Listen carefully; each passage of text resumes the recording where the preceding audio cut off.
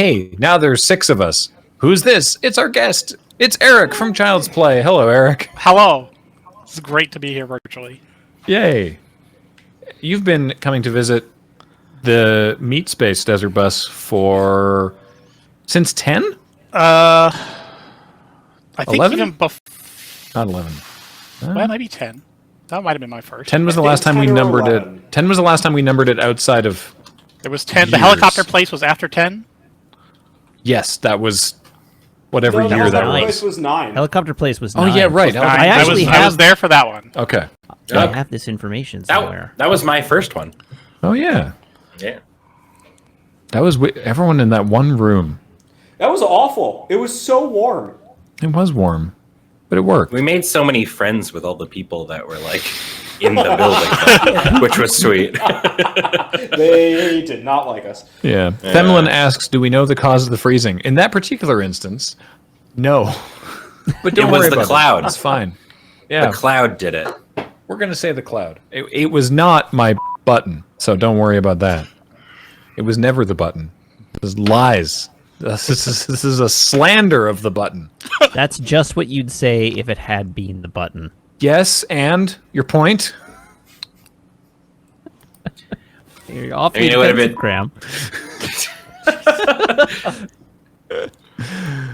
Graham. So, anyway, Eric, hello. Hello. Welcome to Night Watch. You know, the land of the greatest interviewers. I'm familiar with desert bus. It's not a problem. Good that this is what we've carved our name out to be then.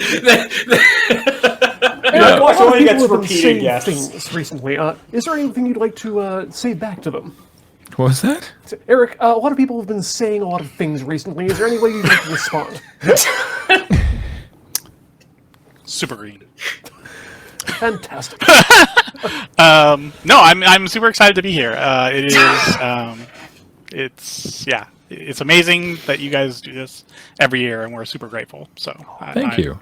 We are very thankful. So for those who may be unaware, this is actually a terrific opportunity for people who are watching, for whom this is maybe their first Desert Bus, or they've seen Desert Bus before but never actually worried about where we're sending all this money that we're raising. Eric, of course, is from Child's Play, and could you tell us what Child's Play is and what you do? Sure. So we are a charity, 501c3, based in the USA.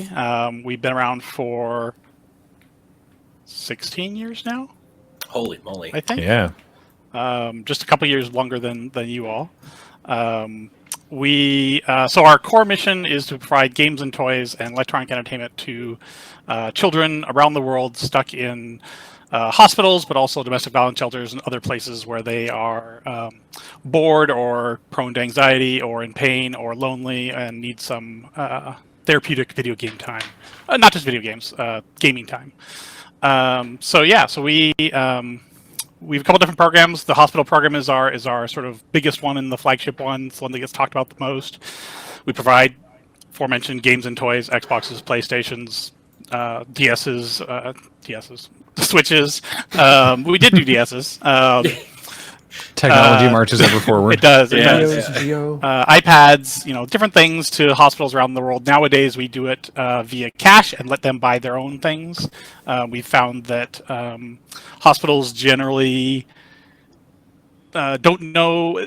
They're not standardized across the board. They're all unique. And so sending them DVDs we thought were pretty safe until we've ran into some hospitals that were like, yeah, we're just virtual now. It's all digital, so we don't really need them. And we sent them iPads until we found some hospitals that were like, yeah, we have enough. Or if you send them to us, then we can't hook them into our MDM system, and it's just a waste. So yeah, so we just send them money now and let them figure it out. It's all designated for the same stuff, so it's actually more efficient. But we also, the thing we've started doing recently that we're very excited about, recently I say, but probably 4 years ago, is working with hospitals. For the most part, they have enough equipment now. It needs to be replaced as things go bad. But if we just sent, a 200-bed hospital, 200 Xboxes, they probably would just sit there. They wouldn't know what to do with them. They wouldn't install them because, one, installing them takes money, but also managing 200 Xboxes is like not even one person full-time job. That's like two people's full-time jobs. So they wouldn't. So we've started giving hospitals grants for we call them pediatric game technology specialists. The hospitals have various versions of that title. But it's a person who loves games, working in the hospital, supporting all the game systems, but also working with them on things like virtual reality, telerobotics, 3D printing, augmented reality, other things that technology, the consumer world keeps producing that can be great tools in the hospital if someone there has the time and the passion to sort of figure out how to make it work.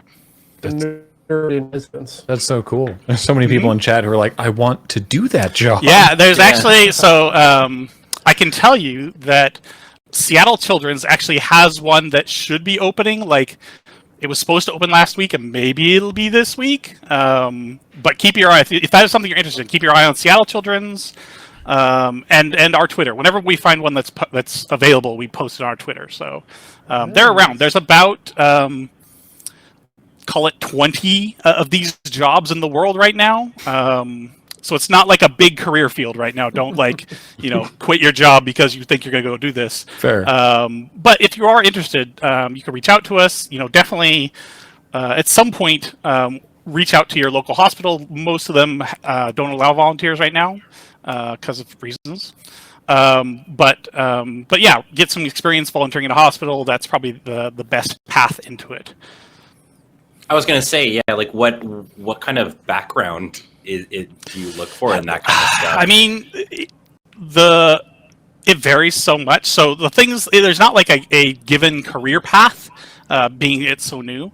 But the things that are important are like experience in a hospital. Like that would be a great thing to have. Not all of them that have this job have had that, but it would be a great extra piece for your application.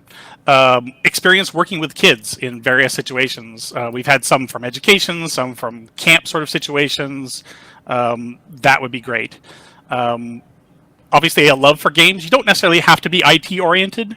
A lot of these tasks that they're asked to do are like, replacing batteries or like figuring out how to delete Xbox profiles that are filling up too much space, or like, it's stuff that you might already know, or worst case, you could Google and figure out pretty easy.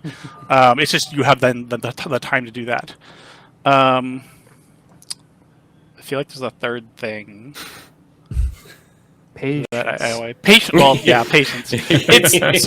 I guess thinking about like, and it's not something you would put on your application, but hospitals are a very emotionally draining place to work. There are both very high and very low moments when you're working in a hospital, and you need to be ready to be able to do that. So if you know that you're a very emotionally triggered sort of person, you may want to rethink that or think about what that looks like. Because there are some of these positions that are not necessarily working directly with kids, but more supporting the equipment. And that may be the right thing for you. Yeah. But yeah. Yeah, it's definitely, I'm happy to chat, like, I don't know. One of my roles, so I guess I didn't say, I'm the program director for Child's Play. Oh, right, yes, hi. But there's only We're nailing this, by the way. It doesn't help that we have a complete tech crashdown at the beginning. But there's so one of my, there's only four, call it 4.5 of us at Child's Play, so we all do a little bit of everything.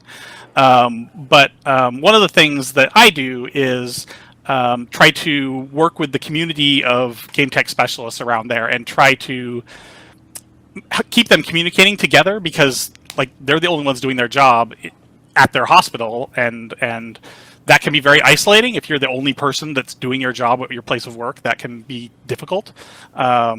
And so I try to keep them communicating so they can sort of bounce ideas off. We have weekly calls, we have a Slack channel, we have regular game nights. I just want to keep them communicating. So I'm happy to talk about what they do and give that kind of thing for hours, because I love it. That. I have some questions. Also, if anyone in chat has questions for Eric, that would be that would also, I was going to say that would be acceptable. That'd be great. Fire them into chat. But also, I have a couple questions here as well. Do you know off the top of your head how many hospitals Child's Play works with right now? In our partner program, I think we're at 185 right now. Wow. Yeah. It continues to grow. I mean, there's like 220 something just in the U.S. So there's lots more to reach out to and be able to help.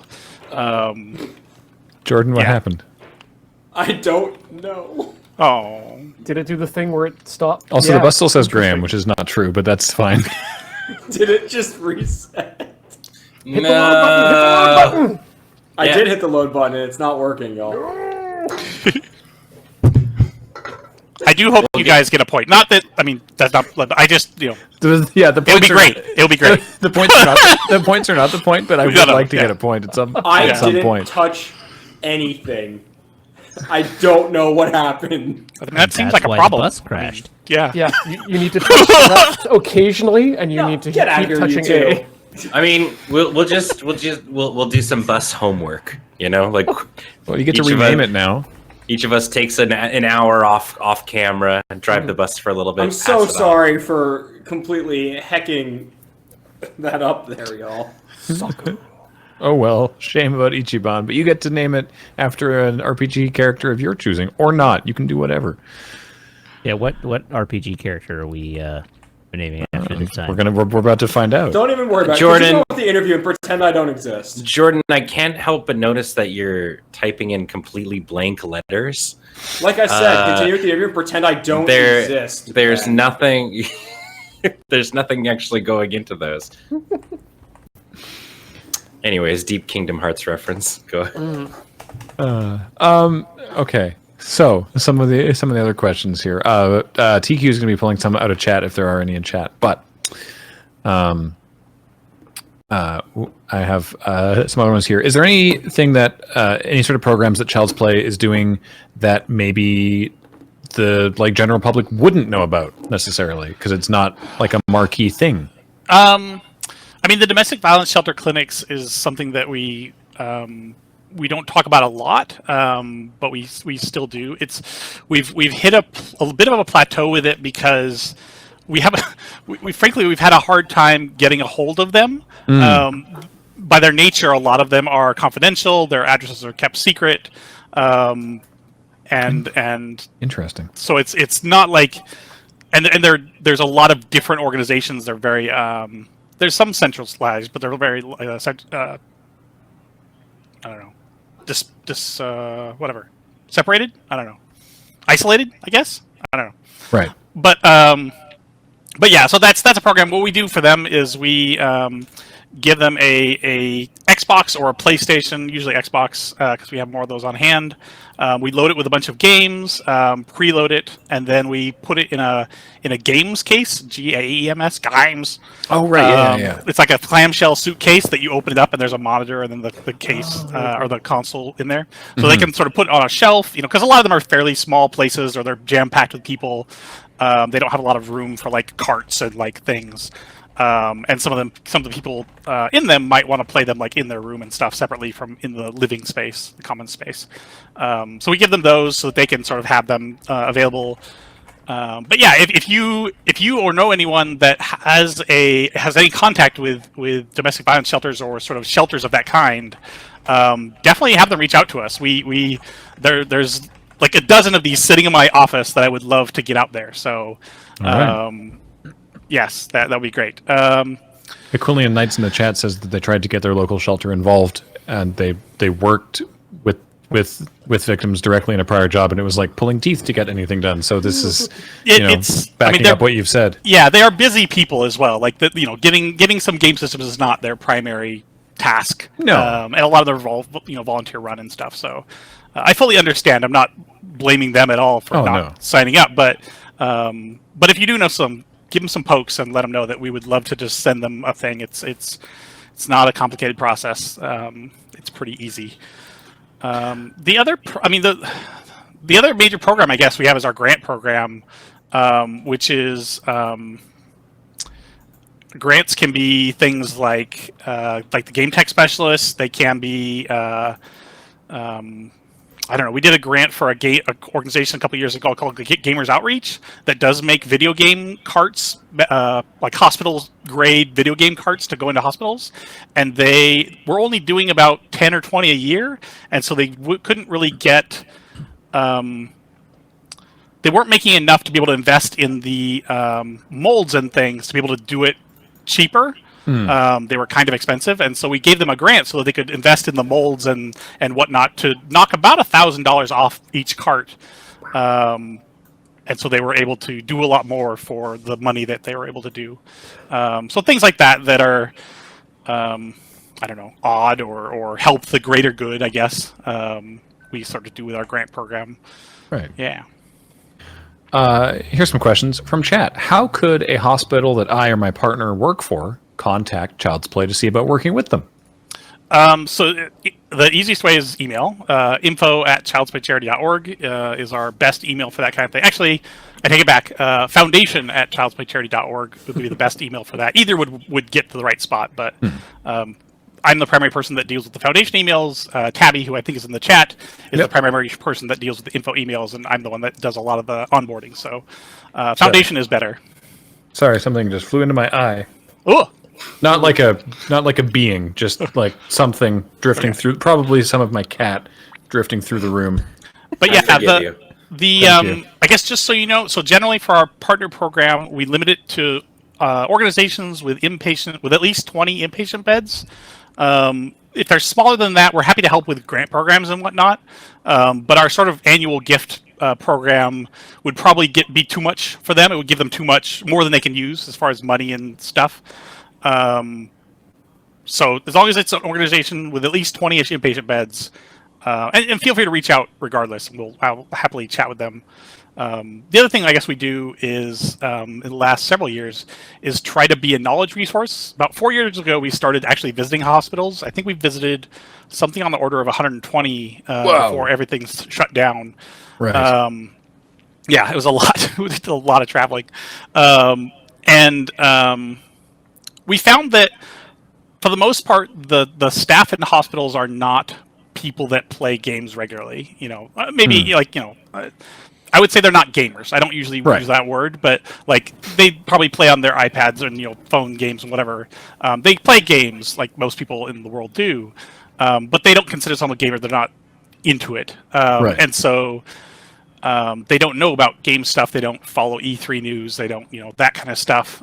So the other thing we've started doing is being a knowledge resource for hospitals. Not being their tech support, because we have 185 partners, and that's not something we can do with our 4.5 people.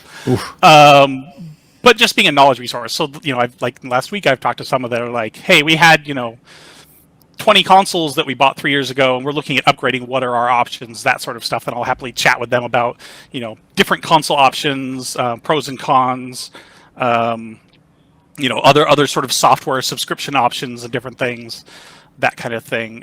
We've also started a couple years ago helping them with our therapeutic video game guide, which I know I've talked to you all about it before. Yeah. But for anyone who's new, I think Tabby threw a link in the chat as well, but you can also find it on our website.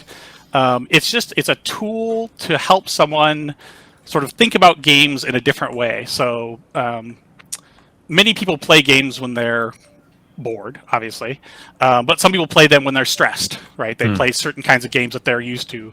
There are certain kinds of games that are in general better for anxiety than other games, and caveat, this is all there's personal preference in here at all. Like if you find joy and de-stressing in playing Overwatch, for example, then by all means play that when you're stressed, or whatever. But in general, that is not a good game for anxiety because it has so much high action, so much button presses and stuff. Yeah. Right? Like in general, that would not be a good game for that. And teammates. Yeah, exactly. You want a game like Journey, Absu, Minecraft in creative mode. Oh, yeah. Any game that is free-flowing, there's no time constraints, you can run around and do things at your own pace. That's a good game for anxiety. You can just sort of do your own thing. Whereas pain is sort of the opposite. For chronic pain, you want a game like Overwatch that does have a lot of button presses, a lot of interactions that you have to do. There's a lot of stuff coming at you visually and auditorily. Virtual reality games are great for that just because they're so immersive. You get so much cognitive load from the input and the things you're doing that your brain doesn't have a lot of time to process the pain as much. So just helping people sort of think about that, especially in the hospital life, is why we made it. But we found that even people like parents that are not gamers and even gamers have it's helped them sort of think about games in a different way and be like, there might have been already games that they gravitated to in different situations, but now they can sort of fine tune. They're like, recognize, I'm in pain. I should play this kind of game. That would be great for me right now. Cool. Yeah. So yeah, it's been a great help. It's been it's something that's hard to like quantify how useful it's been, but we've given out probably, I don't know, 8,000 of those little booklets that we have at various hospitals and PAXs and conventions, and it's been on our website, and yeah, they'll pretty well appreciate it. It's been very good. Yeah, definitely check out, for those of you watching. Again, it was linked in chat, but check out at the childsplaycharity.org website the gaming guide. Yeah, and if you are if any of you are like healthcare professionals or want like there's only 3 games on each category in the guidebook because it's just a small guidebook and we don't want to overwhelm people, but we literally get 20 games each month in each category from the company that produces that data for us in spreadsheet form. So I'm happy to send that spreadsheet to anyone that would like more data of I don't know, I experience chronic pain and I want more than these 3 games. I'm happy to send you the guide, great, or the spreadsheet rather. It's our data to share. This is another question from chat. Can old console games be donated to Child's Play for repurposing, and if so, how? We get this question a lot. I mean, they could be. It varies. So maybe, but no. Well, if it is retro and it would be, people would pay a lot for it in that sort of culture, right? Among our people, if you were to say, here's an Intellivision, maybe not new, but not in good shape. It comes. I'll happily throw in the copy of Desert Bus on the Intellivision. Then. That's something we could make use of. We could put it on our auction. We could turn that into. We wouldn't send it to a hospital, but we would turn that into more money that we would then send to hospitals. If you're like, I just got this new Xbox Series X, and I'm trying to find a place for my Xbox One, not as useful. If we put it in a hospital, there's hospitals. There's hospitals that could use an Xbox One still, but I have new ones sitting in our office. We don't need a used one. Part of the problem with used stuff in hospitals, there's two problems.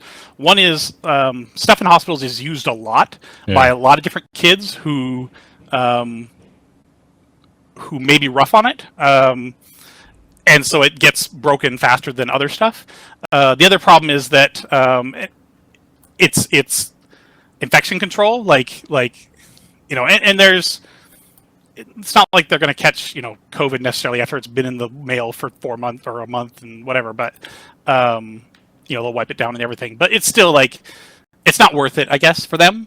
A new one is not that expensive. So if you do have used stuff of that sort of caliber, like the last generation, maybe even 2 generations older, a better option would be you can use eBay for charities. You could eBay it, and then... if you use eBay for charities, you can Google it.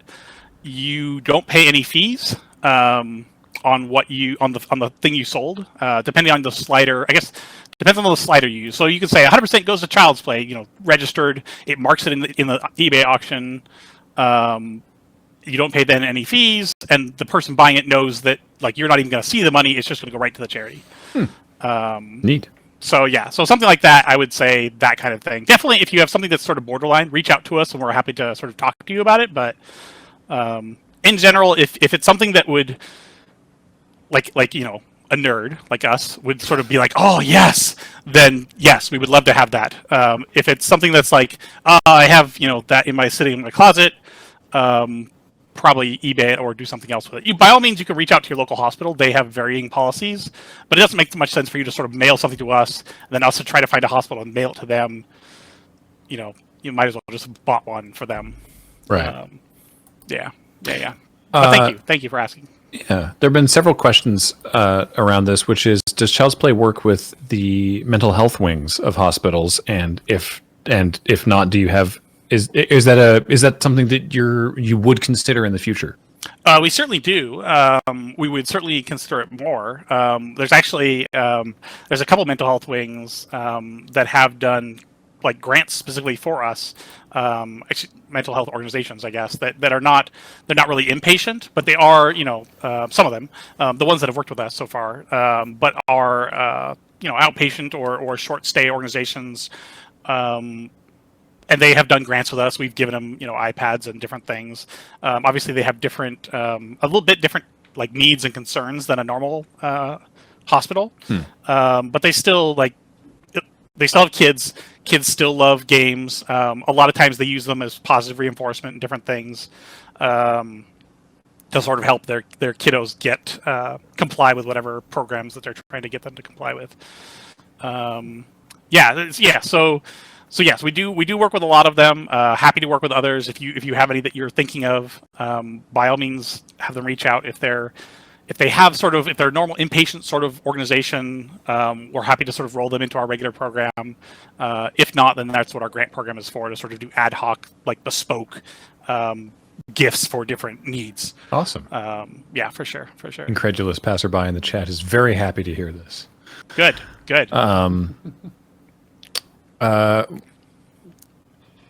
There's just also from the chat sort of general questions, which is how are you managing now? What's Child's Play up to in these extraordinary times?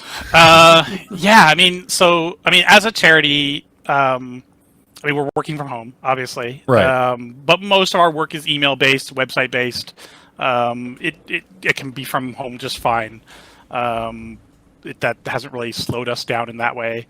It's obviously hard on us like everyone else. I personally work much better in the office. I'm more productive. There's too many distractions here.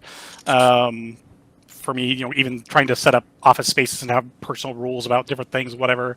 I just work better in an office, but that's fine. It's life as we're all living it. What else? Fundraising is different.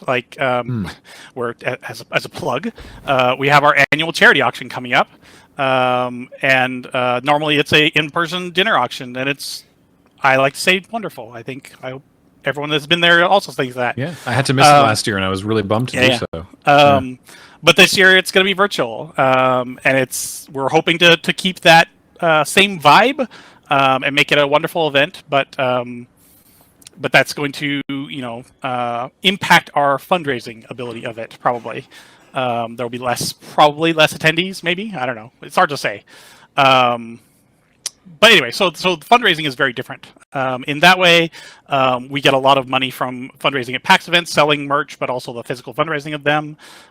We did very well at PAX Online. Thank you to anyone who contributed or did anything with that for us. That was amazing. But it's just difficult, and we don't.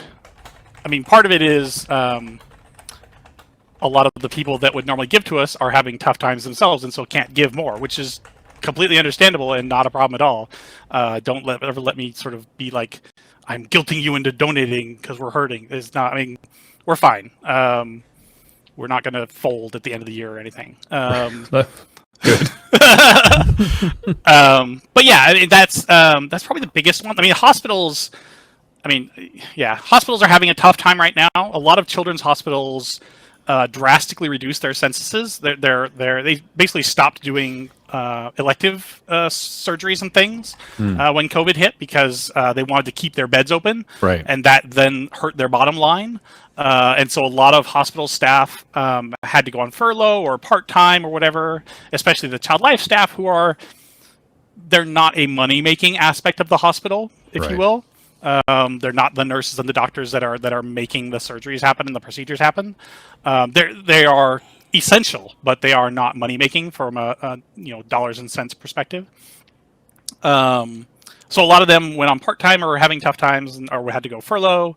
A lot of all of the grants, not all, most of the grants that we did this year for positions have been pushed out because they don't want to hire people right now.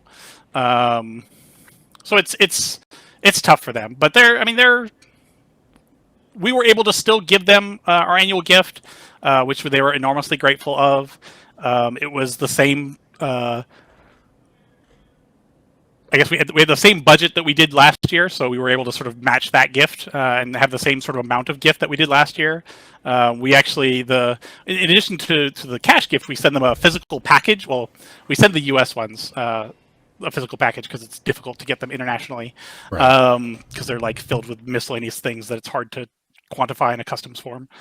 Right. We know about that. Yeah. So, but the U.S. ones, we sent a physical package for like toys and goodies and stuff. And this year they had a Taco Bell brand Xbox One in them that makes the Taco Bell sound when you start it up. And they were all very excited to have that. With Moss every day. Yeah. It was great. But yeah, so it's we've been able to continue our programs, I guess, pretty unimpeded from the outside perspective. Sorry, chat. So many people in chat are like, "What is the Taco Bell sound?" I mean, it's just the bong from the commercial. Yeah, exactly. Yeah, if you Google Taco Bell sound, I have faith it would come up like first hit probably. It's just the sound in the commercials that you always hear.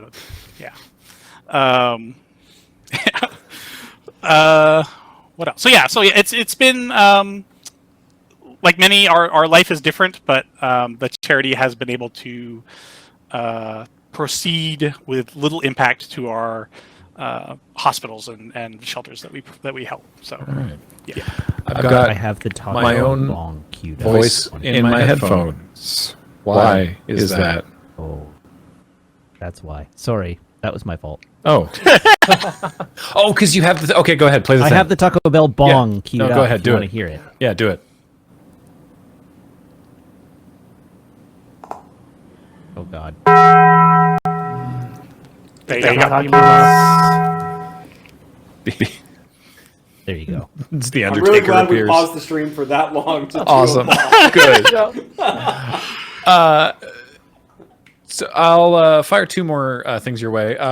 One, this is a question from chat. I would love to know something about your personal gaming preferences, like your favorite game, or what kind of games are you into, Eric? Sure. I love strategy sort of games. I love base builders, Minecraft clones and that style of game, survival games.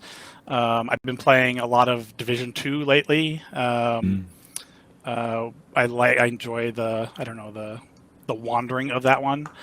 I've been playing a lot of Colony Survival? No. My brain. Colony Survival, yeah. With my niece. She's a budding gamer, and so I've been playing that with her. I don't enjoy. You were talking about Fortnite earlier. I don't enjoy. I've played probably 10 minutes of the Battle Royale. But I have probably 200 hours invested in the co-op version of Fortnite. Oh, the actual game they were trying to make. The actual Fortnite. The game they made on purpose, right? Yeah. Called Fortnite because you had to survive for a fortnight. Yeah. In a fort at night. Yeah. Yeah. So which I haven't played it lately, but I have a lot of hours in that. It was a lot of fun. Just the survival aspects of that and the co-op. I'll play pretty much anything with co-op with other people. Civilization, Stellaris, all that sort of stuff. I very much enjoy. Yeah, cool. And then I guess in the tabletop world, I'm just looking at my shelf of books. D&D, Cyberpunk, GURPS. GURPS. Yeah, I've played many different things over the years. I'll play whatever. Play whatever in the tabletop world if I can find people to play with. Nice. Vampire, yeah, I've played Vampire. That's great. But what's ended up happening is that we went down. We are back. I was in the middle of asking Eric that previously on Desert Bus, Eric has talked about Child's Play and referenced a sort of a like a discrete number of donation amount and how that can help Child's Play. And I wanted to ask if that was still the case, and if not, is it different now, or if it's the same, remind me what that number is. Yeah. So it was one of the things that I was tasked with when being hired right away, was trying to quantify donor dollars in a way that like you're saying, that someone could say, oh, I've given X amount of dollars and that created 5 of a thing or whatever. It's so $7 was the number that I came up with, and I won't get too much into the math, but it had to do with a lot of averages and guesstimates of numbers of hospitals and how many beds and length of stays and all that kind of stuff. But $7 would give a patient bedroom or bed access to a Xbox, a tablet, a handheld device like at that time a 3DS, and a library of games for a year. And it's at that point in our brain, we were just gonna, like, if we could give all the equipment out there, everything would be fine. We could close our doors, right? And because of what I've said earlier, where realistically what we've learned since then is that most hospitals wouldn't know what to do with it. They wouldn't be able to use it. We don't really use that number anymore, because for most of them it's not. They just couldn't manage that much equipment if we were to able to somehow do that. So, but I mean, it's still useful, I guess. And as far as a number as you were asking for, that combined with our 17 years of existence makes 717, which is maybe a useful number. Perhaps it is. A lot of people in chat actually, by the way, are like, "What? How? What do you mean? How does $7 do that?" Well, so exactly, MTV CDM. It's a heuristic. That's correct. Yeah, it doesn't actually magically do that. But there are lots of patients that get seen in that bed sits, I guess. And so $7 per patient over the length of stay means that Anyway, it's Honestly, it used to be on my whiteboard, and it was a glorious thing when I had it all figured out. And then like a year or two later, we decided it was all crap and we couldn't. It wasn't useful, So what you did is No, crap is fine. You took the Kaizen approach and just yeeted the board out of existence to basically, increase productivity. I like it. Exactly. Well, but it was glorious for a while. We do have a couple giveaways for later in our Night Watch this evening, but I was thinking that as a way to wrap up our time with you is that we should start a donation drive for which there is no prize of $7.17, because that is why we are here, to raise money for Child's Play, and I think that people should just chuck 717 in because it's a good number. And now you know what that means too. Yeah. I don't know what a heuristic is. It's like a. God. All I got out of this was that $7 can transform into heuristic, adjective, enabling someone to discover or learn something from themselves. Noun, heuristic process or method. The study and use of you can't use heuristic 3 times in the definition, Google. It's like a shortcut. Oh, right? Okay. It's like a mental shortcut, basically. Right. That it's a fancy word for rule of thumb. Okay, I guess that's fair. Yeah, all right, sure. Okay. I mean, I can quickly summarize, I guess, the math in that it's the thought process is so it's $7 per patient, but over the length of a year, there's going to be, call it 100 patients in that bed, right? So that's then $700, which is then how you buy half of that, because I actually did it over 2 years because most Xboxes and whatever will last 2 years. So that's the sort of basics of the math. Is that it's not your $7 gets all that for one patient because they're not there for the length of that equipment, I guess, and they share. Right. Cool. Well, holy moly, they're coming in strong. Yeah. Yeah. Nice. Thank you, everyone. I appreciate it. Even though like $7 still means a lot. Like we can the math is harder now, but they still share the equipment. We can still do a lot with that per patient. So I very much appreciate it. Pat Bear in chat says, "Fine, take my $7 for the kids or whatever." Thanks, Yes. Pat Bear. Yes. I always knew that Pat was Cinderella. I don't appreciate that reference. Yeah. Yeah. Pharmacist Judge with the magic example. A heuristic is a rule you can follow, but that when you get started, but isn't always followed when you get more advanced. For example, when you draft in Magic, you add 17 lands. That's why I went 0-3. I've been adding 12. Well, I mean, if you have only 12 lands, that means you have more room for spells, right? Yeah, and lands aren't going to win you a game of Magic, but spells will. Lands are casual cards. Yeah. I want to see you two play a game of Magic with these decks you're building. Anyway, hey, Eric, thank you so much for joining us. It is my pleasure. Yeah. Yeah, and thank you and the other 3.5 people in Child's Play. Some people in chat were like, really, like, who's the half person? It's like, no, they means they're a part-time. We have a contractor that doesn't work full time. It's nothing against their height. Front half. No, it's like a mermaid. Top half is Child's Play. Bottom half is I don't know. Yeah. But well, I mean, yeah. Once gestures around that world, things are better and stuff like that. We should definitely have you up for AFK again, Eric. For sure. It was a blast last time you were here. I very much enjoyed that. That was a great game, and I love playing any game with people. Yeah, I don't think we've had an opportunity to crack open Thornwatch again. Like, no, we played it. We had like another couple months of stuff scheduled, and then everything fell apart. Yeah. Mood. Mood indeed. So anyway, Eric, thank you so much, and we will. We'll see you soon. I don't know if we'll talk to you again through this run, but we'll talk to you again soon. I'll be around in the chat, and Stabby will as well. So if you Awesome. have other questions, hit us up in chat or email us. We're happy to talk about this stuff. So yeah. Great.